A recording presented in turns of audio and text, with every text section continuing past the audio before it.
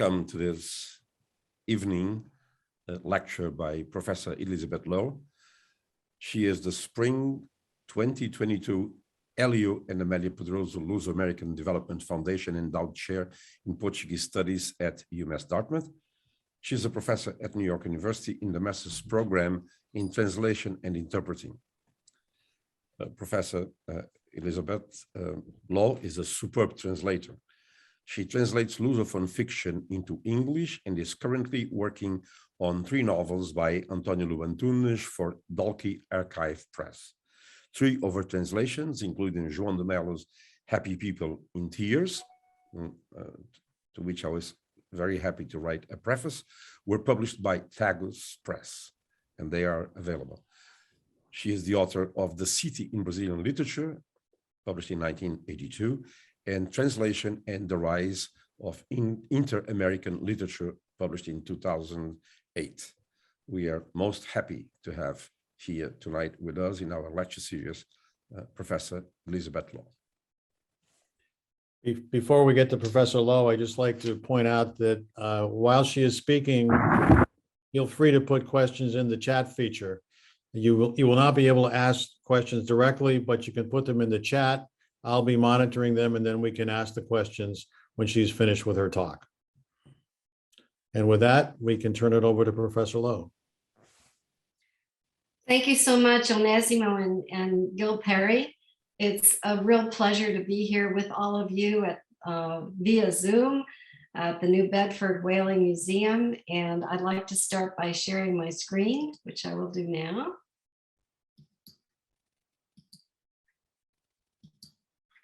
And let's see. Okay, here we're going to go to slideshow.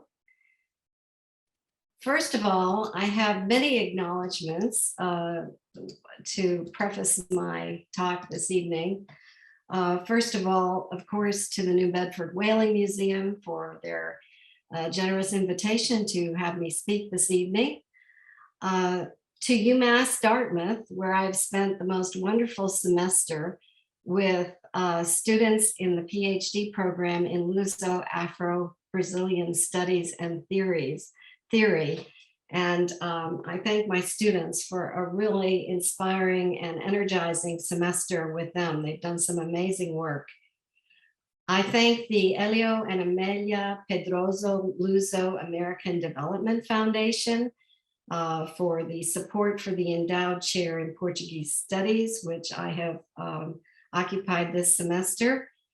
To the Center for Portuguese Studies and Tagus Press, I extend my thanks, and particularly to Dr. Paula Noversa, Director of the Center for Portuguese Studies, and Mario Pereira, Editor and Director of Tagus Press.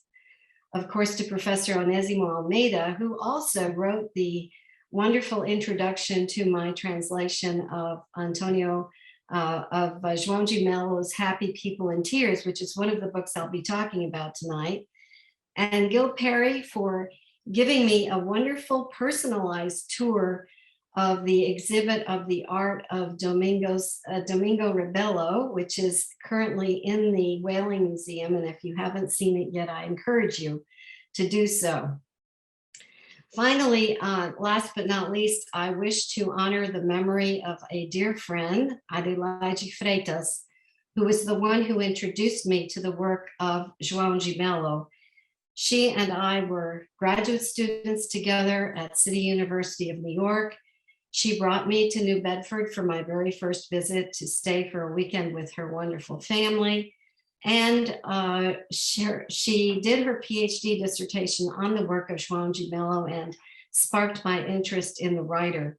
We spent a summer together at the University of Coimbra, and I remember her very fondly, and I think that it's appropriate to honor her this evening.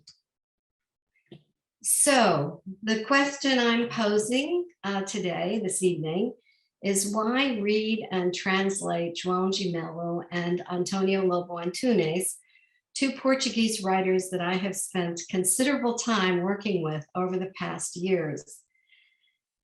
It is the first question that a translator will ask when contemplating a new project. Why translate this author? And why would someone want to read that author? Who is the target audience? And why should the target audience read this author? These are really critical questions that also press will ask. It's one of the first things one has to answer when doing a proposal for a press. And I have done several for Tegas Press. So the answer is very clear with these two writers. João de Melo and Antônio Lobo Antunes are extremely important authors to read and translate, in spite of the fact that they are considered to be, quote, difficult authors. They both have an intimate connection with the literary history of the 20th and 21st century, but they are also somewhat underappreciated, primarily because very few people have read them in languages other than Portuguese. Their mostly dark novels are focused on wars that are unfamiliar to most English speakers, and also on forced migration, human suffering, and geographies that many have not yet traveled. Surprisingly, even though the Azores are relatively close to the continental United States, they still seem quite distant in the American imaginary or in the English-speaking imaginary. The style of these writers is intricate. Their characters suffer deeply, and the plots are difficult to follow. Yet, both writers have been backed by major US publishers, and they have both received a wealth of critical praise in the countries whose languages they've been translated into. As a close reader of both writers, and I would add here that the translator is the closest reader of a text, I hope to address the pleasure and the pain of translating these masters of contemporary Portuguese and world letters. And I also hope to convince you to pick up a translation of their works, whether it's mine or someone else's, and also, if you can, to read them in the original Portuguese.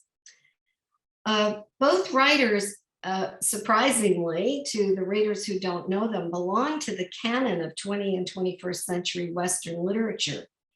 Lobo Antunes has been compared to Faulkner, Dos Passos, Garcia Marquez, Camus, Cortázar, and Nabokov, among other writers. And I like to think of João de Melo as an Azorian Proust. His style is very reminiscent of the French writers. And it's important to note that when reading a writer in translation, or when a work by an important writer is translated into another language, that work has an impact. The translation will have an impact on the receiving language and culture, both in terms of expansion of the language of the receiving culture, and also of the literary and artistic imaginary of that culture. We can think of writers throughout history who have had such an impact, such as some of the ones that I just mentioned, Faulkner or Cortázar or Garcia Marquez. Canonical writers will have an impact on the receiving audiences. And that is one of the primary functions of translation, to give a new life to the book in another language. And those are the words of Walter Benjamin. João de Melo was born in 1949 in Achadinha, the Azores. He attended a Dominican seminary in Lisbon from age 11, and that had quite an impact on his work. In fact, the seminary figures prominently in Happy People in Tears. He served in Angola as a medic from 1970 to 72 and wrote a novel about that experience titled Autópsia de Mar de Ruínas, Autopsy of a Sea in Ruins. After the 74 Carnation Revolution, he earned a degree in literature from the University of Lisbon, and then spent a career both teaching and also writing, and his writings are in fact quite prolific. João de Melo has received international recognition. He has been translated into numerous languages, including Spanish, Italian, French, Dutch, Romanian, Bulgarian, and German. His novel, O Meu Mundo Não É Deste Reino, My World Is Not of This Kingdom, was translated by my professor and mentor, Gregory Rabassa, into English. And the book was widely read in Portugal when it was published in 1988 and has won some important prizes. Happy People in Tears, originally published in 1988 and then published in English translation, in my translation, in 2015 by Tegas Press, is an award-winning tale of diaspora that takes the reader on a voyage through 5 worlds: the island home of São Miguel, mainland Portugal, California, New England, and Canada. These are all countries where Azorian peoples have emigrated to over the course of several decades. These characters have experienced and suffered in this novel through the obsessive search for happiness. The characters come from a poor Azorian family of 9, and it is a timely book that addresses the loss of familiar family separation and alienation, the anxiety of displacement, and alterity in an increasingly complex and interdependent world. The book also offers a fascinating vision of Portugal during the time of the Salazar dictatorship and its colonial wars in Africa, when the political collusion of the church and state created a patriarchal society that became mirrored in the violence of the family ruled by an abusive father in the novel. This is the best known work of João de Melo. The original title is Gente Feliz com Lágrimas, and it has been adapted for the theater by the group Obando, and also for the small screen as a telefilm and television series by José Medeiros.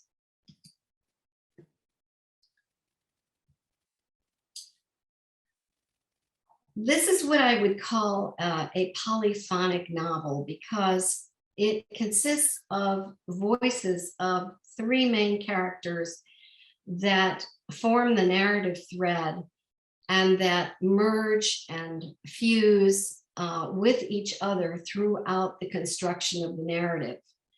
The 3 main characters are Nuno Miguel, a poet, Maria Amélia, a nurse, and Luis Miguel, a laborer. These are all siblings, 3 of 7 siblings in the book.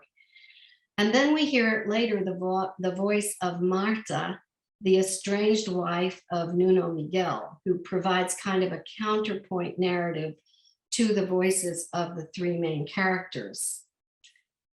The voices in this novel, these voices require rendering the different tone and register of each of the characters, who are all very different from each other.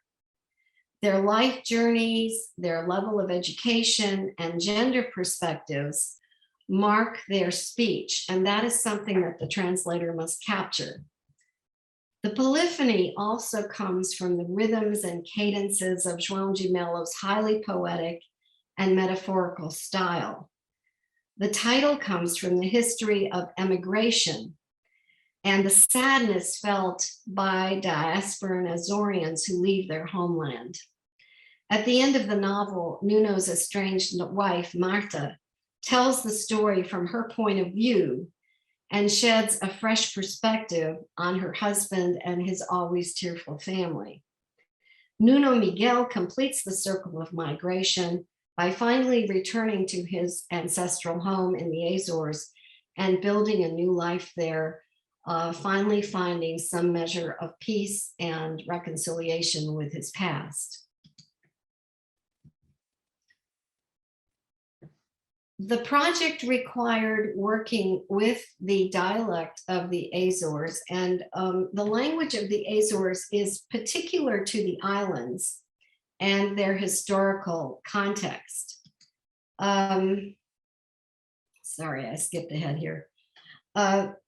While not officially considered a different language, the differences between Portuguese dialects are usually in phonology, lexis, some grammatical forms, borrowings. There are, in fact, many English borrowings in Azorean vocabulary.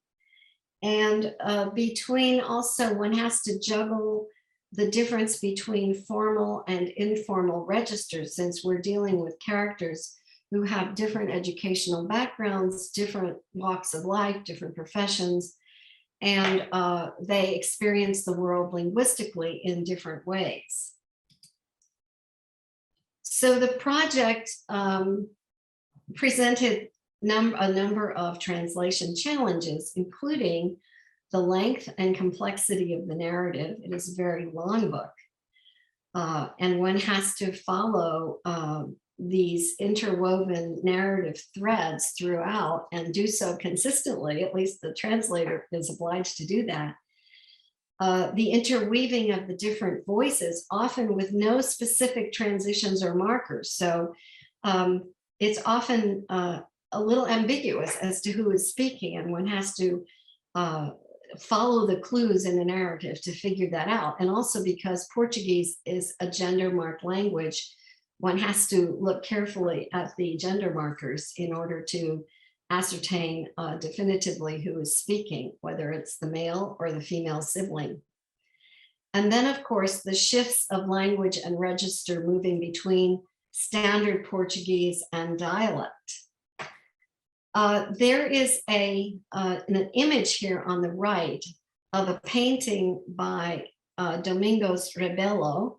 It is one of the paintings on exhibit in the museum now. And it is titled The Azorean Spirit. The title of the exhibit is titled The Azorean Spirit. And many of the works bring up images that are reminiscent of the scenes in the novel. The novel actually beautifully describes the people and the landscape of the Azores. So when I looked at the exhibit, I was immediately struck by how they connected to the novel. This particular painting is entitled Barcos nos Mosteiros, and it reminds me of the opening lines of the novel, which I'll share with you right now. It's a brief passage, but I thought it might make a connection for you. So chapter 1 is titled Any One of Us. With the exception of their names and colors, which had faded with time, the boats remained. The same ones that Papa had decided to take her to see close up for the first time on that happy day. There they were still, beached, hulls propped up on the sand, the canvas partially covering their decks. There were the wheelhouses, the round portholes like fish eyes, and the same dried out life preservers hanging from rusty hooks. When they left the dock and the prow cut through the blue cloth of the Atlantic heading for Lisbon, the same acidic rain was falling as it did in the evenings. Likewise, the very same cows were being herded at the loading docks, all destined for the slaughterhouses on the continent. And the wailing of the crowd of people who stood there waving hankies in gestures of goodbye soon turned into a howl that ended up mingling with the sound of the wind on the high sea. So definitely man and landscape are intimately connected in this novel. and the paintings of the Domingos Rebelo exhibit certainly make that connection. Here you can see the self-portrait, autorretrato of the artist, and on the right, the painting titled Os Emigrantes, which I think is a wonderful illustration for happy people in tears. So now I'll move on to Antônio Lobo Antunes, and the book that I'm working on, or just finished the translation of Comissão das Lágrimas, Commission of Tears, which is one of a trilogy of novels that I am translating for Dalkey Archive Press. The translation of this novel should be coming out about a year from now. It's in the editing stages as we speak.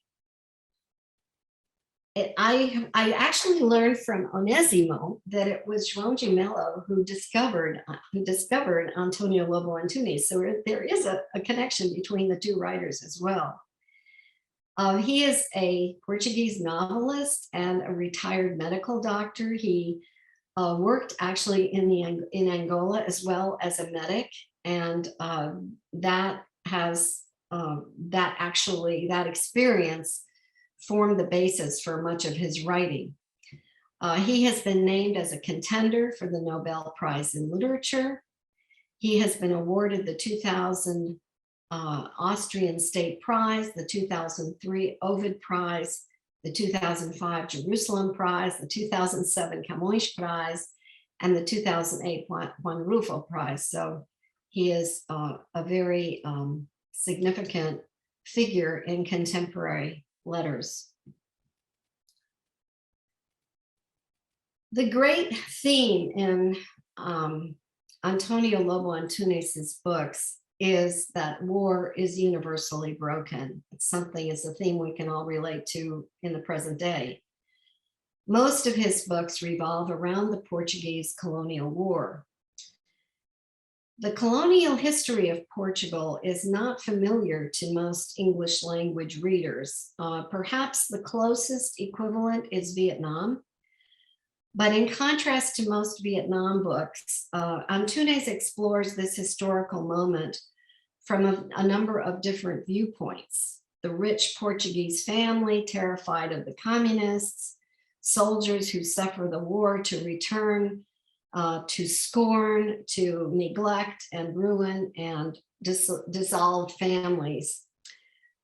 This photo in the image is actually of MPLA soldiers, and the main character, one of the main characters in Comissão das Lágrimas, is a member of MPLA, and he is also part of this Commission of Tears, which is actually a group that tortures individuals who were either Portuguese colonists who remained in Angola or perceived enemies of the MPLA faction.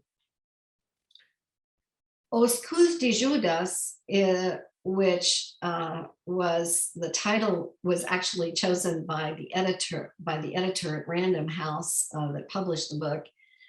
They chose this title, South of Nowhere, which is a title that I really don't like at all, because I don't think it's expressive of the novel or of the intention of the original title.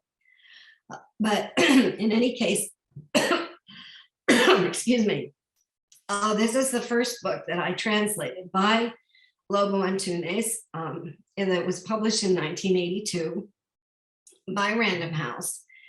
And it became the center of controversy, both because of its daring content and its novel structure, its unusual structure. The action is very brief. It lasts only one night. And the author tells a silent woman companion his frank impressions about the experiences of working as a medical doctor in the War of Liberation against Portuguese colonialism. And in some passages, The novel makes allusions to the Lusiads and its allegorical intentions. It denounces with lucid sarcasm the failure of Portuguese colonization in Africa. And it's worth noting that there is a lot of dark humor in Antônio Lobo Antunes' books. It's a very dry and very dark kind of worldview. And that is something that the translator has to capture. So the book that I have worked on most recently is Comissão das Lágrimas, which delves into the most traumatic episode of Angola through the fragmented memories and dreams of a torn woman. The author draws inspiration from the story of a woman captive who was eventually killed by the Commission of Tears, that was the commander of the female battalion Popular Movement for the Liberation of Angola, MPLA, who was tortured and killed following the state coup of May 1977. It is said that while they tortured her, she never stopped singing. Antônio Lobo Antunes tells the story of Cristina, who was admitted to a psychiatric clinic in Lisbon. She is the main character, and in her runaway torrent of memories, dialogues, and traumatic episodes, Cristina remembers her early childhood in Africa at the time when everything inside her head is intertwined with her father's voice, who was a former Black priest and one of the torturers, sadly known as the Commission of Tears.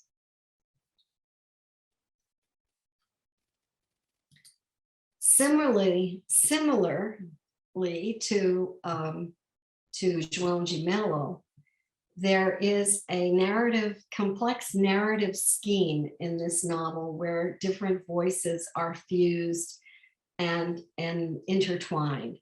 So again, similar translation challenges present themselves. First of all, there are the voices in Cristina's head.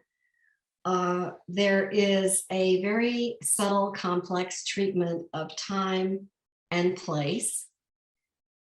Ample use, liberal use of free indirect speech, which is a signature of the author's style, and very idiosyncratic punctuation. So Cristina's is the main narrative voice in the novel. However, her voice is fused with that of her father and mother with no discernible transitions, just very similar to what goes on in João de Melo's book, Happy People in Tears. Cristina says that her job is to, quote, translate the voices in her head, the voices that come from leaves and objects around her and that taunt and question her unceasingly, basically driving her mad. She refers to these voices as her guides that help her write the book and describes the narrative as a coiled spring that slowly unravels. The physical environment is ambiguous, shifting between Luanda and Lisbon and remote locations in Portugal and Angola. The author uses many forms of the Portuguese past tense, which are much more complex than the past tenses of the English language. And because the use of the past tense in Portuguese is so intricate and so subtle, it's possible to create this amazing aura of time in flux. And it blurs the use of this grammatical technique, blurs the time sequences in the novel. And of course, that becomes a major translation challenge. So the joy of reading Antônio Lobo Antunes lies in the genius of his ways of expressing himself. And the reason to understand him, the reason to read him is to understand his relationship, or the relationship that he builds between an author and his characters, and his respect for these characters in spite of their flaws. The main characters of both Lobo Antunes and João de Melo are introspective, tortured men who seek to understand themselves and the world through the tense of past lived experience. The unreliability of memory is one of the main themes of their works, and it marks them as iconic writers in the postmodernist style of writing.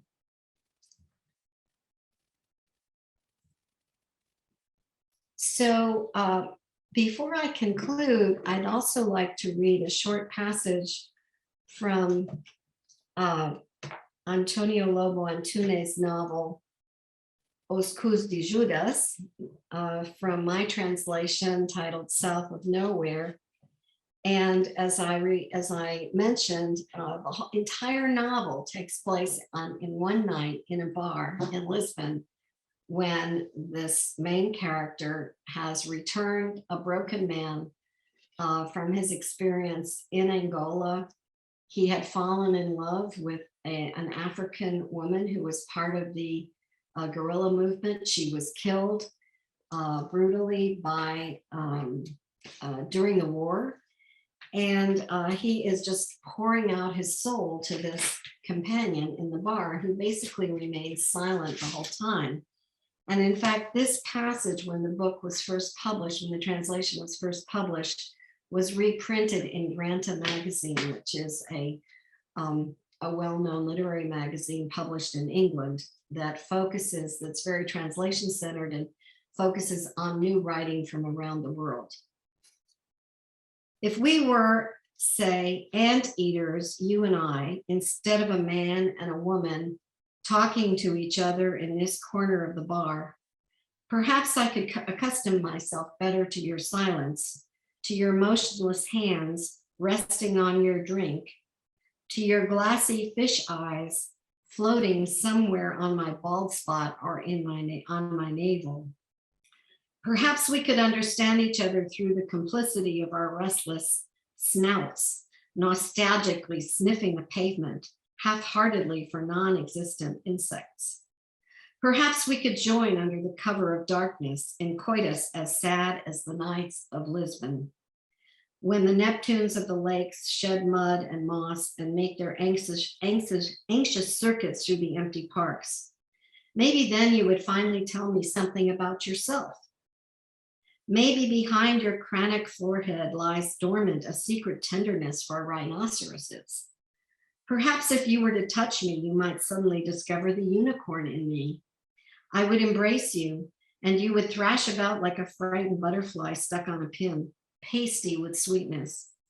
We could buy tickets to ride the little train that circles the zoo, going from animal to animal, waving, for example, to the polar bears in the Arctic ghetto.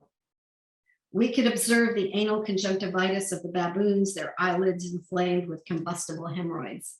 We could kiss in front of the lion cage, beasts moth-eaten like old coats, rolling their lips over naked gums. I might fondle your breasts in the oblique shade of the foxes.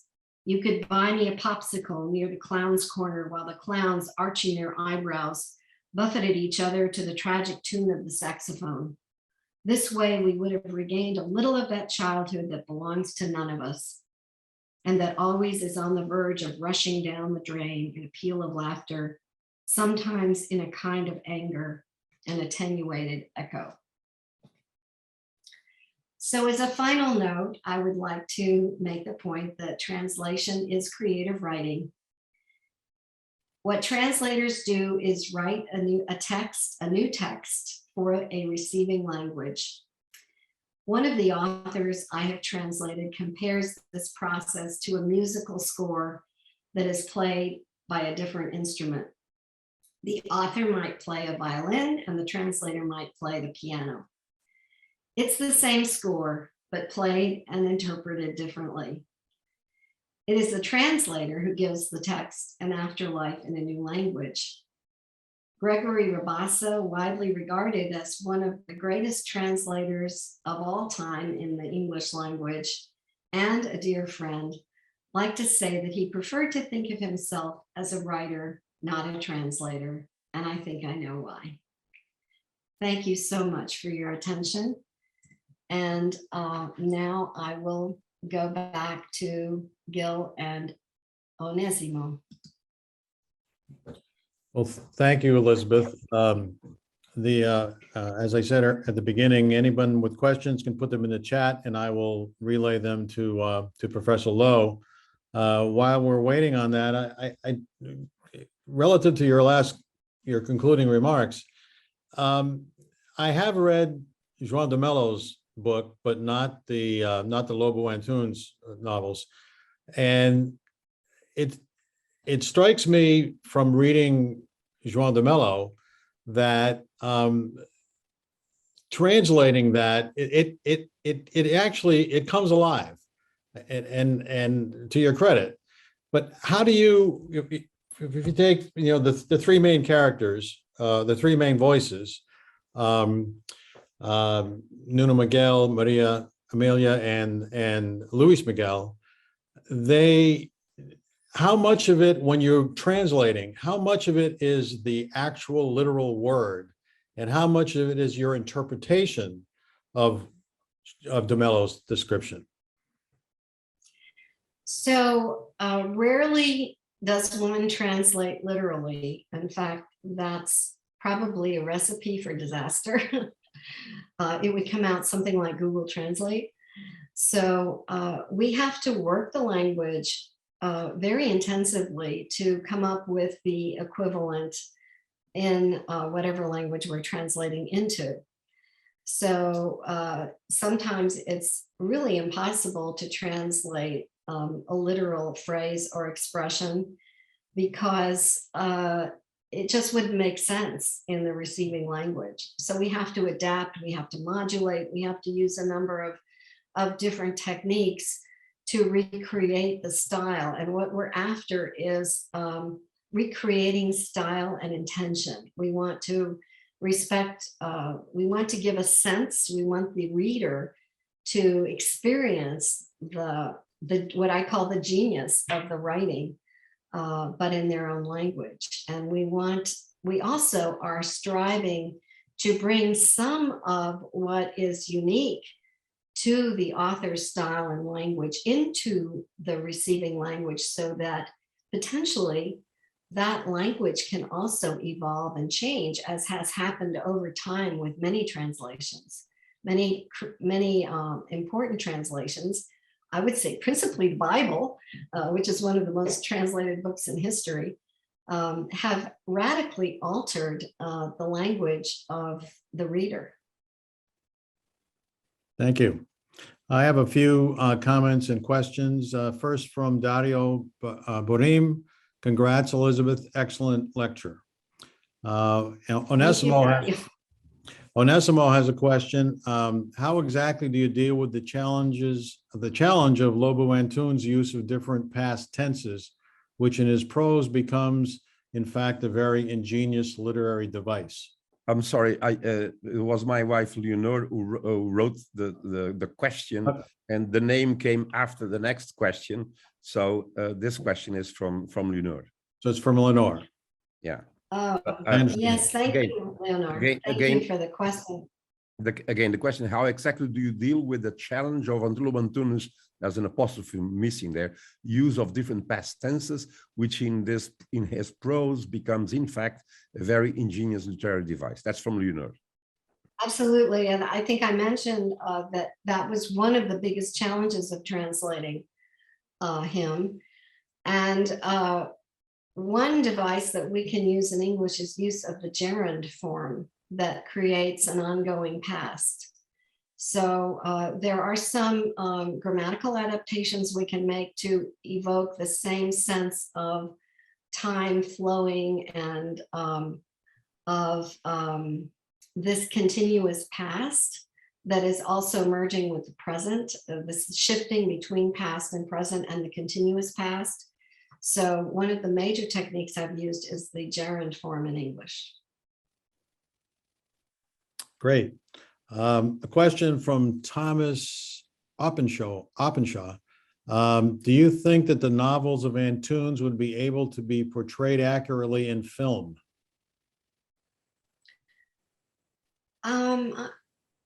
Yeah, I think they would be pretty dark films, but I do think that, for example, Os Cus de Judas would make a very good film, and the book I'm working on, well, I just finished, as I said, Comissão das Lágrimas. I think that would work in film as well. It would have to be a kind of avant-garde, you know. I would imagine it being more of an art film, not a commercial film. But still, I think they both, João de Melo and Antônio Lobo Antunes, are very visual writers. And I think that it would work, given the right director and the right actors. Thank you. From Nancy Kuto. Thanks, Elizabeth. I read South of Nowhere. Your translation, I think. There was another translation with a different title, if I am remembering it correctly.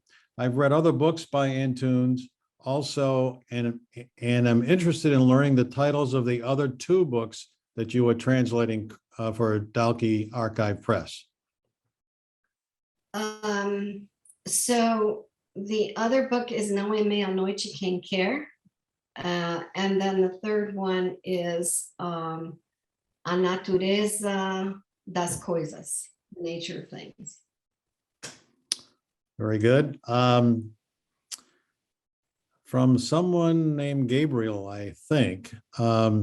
Dear Professor Lowe, what do you make of the differences in style in Lobo Antunes' prose throughout his career?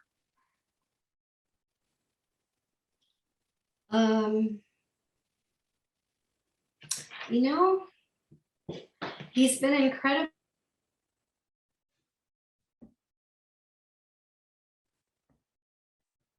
If anything, his books have just become longer. South of Nowhere is a relatively short book, but the books that I'm currently translating are each over 500 pages. Mm-hmm. So I think as he has matured as a writer, he has just become more expansive, and his novels just flow out of him. I'm really stand in awe of his narrative ability. I think perhaps his style has gotten a bit more abstract as well. If I were to compare South of Os Cus de Judas with the Comissão das Lágrimas, I think I notice more abstraction, more play with narrative technique, with time shifts and that kind of thing. But yeah, so same style, just perhaps refined and elongated. Good. From a question from Memory Holloway. As you mentioned, João de Melo sets happy people in tears in areas of the Portuguese diaspora. Is it useful for the translator to know the places that he describes? Alcantara, Toronto, Vancouver, San Miguel. Does that enhance your ability to understand places and to describe them? Well, thank goodness for Google Earth. for all the tools we have to do research, because unfortunately, to my regret, I have not been to all these places as much as I would like to. In fact, the Azores is definitely on the top of my list, and I was supposed to go before COVID hit, but certainly not. It wouldn't have coincided with previously to my translating the book. So no, unfortunately, we can't always go every place to every location of a book that we translate, but we are trying to do a lot of research. In fact, translation does involve a considerable amount of research on all kinds of things, including location. In the case of João de Melo's book, I had to do a lot of research on the geography, botany, geology, economy, agriculture, culture, cuisine, you name it, of the Azores. And another thing I did was enlist the help of a specialist in Azorean culture who works at UCLA, Deolinda Adão, and she helped me validate a lot of the terminology, which in addition stumped her. There were a lot of terms that she didn't recognize, and I understand that sometimes he makes things up too. Well, let me just make a comment to add to what Memory's comment. Having read the book, it's remarkable to me that you've never been there. I've been there a few times, and it sounded, it just felt like I was there. However, whatever research you did capture the culture, the sentiment, etc., in your translation. Well, thank you so much for that kind comment, but I must give the credit to the author because his descriptive powers are very great. And so I was simply following his lead. The research helped validate my choices, but the author was the one who made those scenarios come to life. Elizabeth, if I may follow up, yes, the author does it, but if the translator doesn't capture it, it's gone in English. So thank you for doing it so well. Thank you. Another question, we still have a little bit more time, from Vivian Faria. Professor Elizabeth, during our workshop at the Center for Portuguese Studies, we discussed how the translator should consider the translation and his or her own writing.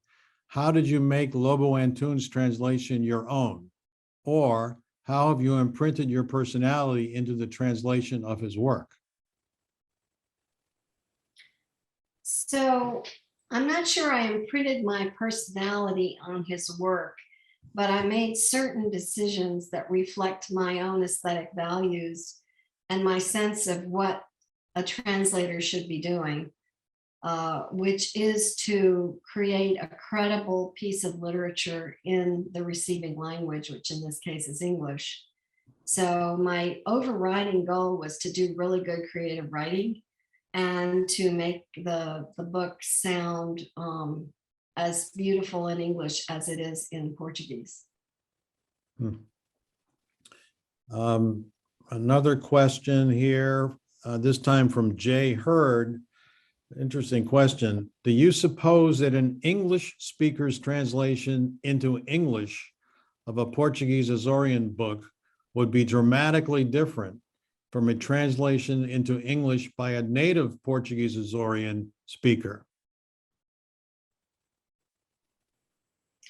I'm sorry, Gil, could you repeat that? I'm not quite sure I understood the question. What he's asking, I think, is would a translation by an English speaker, such as yourself, into English of a Portuguese Azorean book, would it be dramatically different versus a translator who was a native Portuguese Azorean and was translated? It would all depend on how, yeah, thank you. It would all depend on how well the Azorean translator writes in English. Because really it's more about how well you write in the receiving language and how well you read the source language. You don't have to be a native speaker of the source language. It's wonderful if you're a native speaker of both languages, but the real test is, can you write really well in the receiving language? Makes sense. Let's see, I have a question from first name Patricia. Thanks for this wonderful presentation and translation work. I am curious to know if you had any discussions with both authors about the books, with both or either of either João de Melo or Okay. Antunes about the books. So thank you for the question. I had a lengthy correspondence with Antônio Lobo Antunes back in the early 80s when I was translating Os Cus de Judas. At the time, I was living in Bogota, Colombia. It was before email. In fact, it was before personal computers. And he and I corresponded by mail, and he was a wonderful correspondent and answered my many questions in great detail. For this recent translation, Comissão das Lágrimas, I sent him the manuscript through his publisher. He does not use email, by the way. He absolutely does not, and will only communicate through a third party. And I was informed that he was very grateful to receive the translation and that he had total confidence in my ability, but that unfortunately he was not well enough to go through it and provide me with any comments. In terms of João de Melo, no, I did not correspond with him. He did have a chance to read the translation, and I understand that he approved it. So we did not engage in a direct communication. And unfortunately, I could not attend the launch where I would have had the opportunity to meet him in person. So perhaps one day I will get a chance to meet him. I don't see any other questions in the chat. Onésimo, did you have any questions? No, I don't. But since Professor Lowe mentioned the fact that I had told her about the connection between João de Melo and Lobo Antunes, perhaps since she gave this wonderful talk about both authors, I will add a little bit more information on behalf of our viewers. João de Melo was directing for Chão da Palavra, for Vega, a publisher with the name of Vega in Lisbon, a series called O Chão da Palavra, and the first book of that series was Memória de Elefante in 1979. The second volume of that series was Os Cus de Judas, and then Lobo Antunes published two more novels. So his first four novels were published in João de Melo's series, Conhecimento do Inferno and A Explicação dos Pássaros. So the first four novels, when he was breaking ground, when people, when he was an unknown person, when the literary establishment in Lisbon was really wondering or even reacting against this new style of writing, this psychiatrist who is writing about all these things in a totally different kind of language, and the issues that he was raising were, I mean, like the war in Africa and the whole thing, when we were still so close, 79, revolution in 75, in 74, the war in Africa had ended 4 or 5 years earlier. That's long before, I mean, when the American literature writers started writing about Vietnam long after the war. Here you have Lowe Antunes writing right after. And so it was really courageous of João de Melo right there and then to include 4 of Lowe Antunes' novels in his series. That's a little footnote that since your wonderful talk was about these 2 authors. Thank you. Very good. But again, thank you, Elizabeth. It was wonderful. It was really wonderful. I had you on my television program, and we talked about a lot of these things. But now you went into some more detailed analysis of your work. It was wonderful. I don't know if there is any. Dario is saying great comment on Onésimo. Oh well, the compliment should be given to Elizabeth, not to me. She was the great speaker here. It was very, very good. I don't see any other questions. Patricia says thanks for the event. I think we pretty well covered it. Memory Holloway. There's one more. Does she have another question? Yes. Oh no, it's a comment in the end. We have 2 more. Memory Holloway has a comment. Yeah. Go ahead. Memory Well, why Holloway. don't you read it? Because I don't see it. She says, wonderful choice of reading from Cus de Judas, very funny. Nancy Cotto says, great talk. Thank you so much. Memory Holloway, Nancy Paul says, muito obrigada. So very good response from our viewers. Still one more. Jay Hurd says, thank you very much. I have learned a great deal. Obrigado. And Thomas Openshaw, great talk. Great talk. Yeah. All right. One more, Christina Mertens. Obrigado a todos.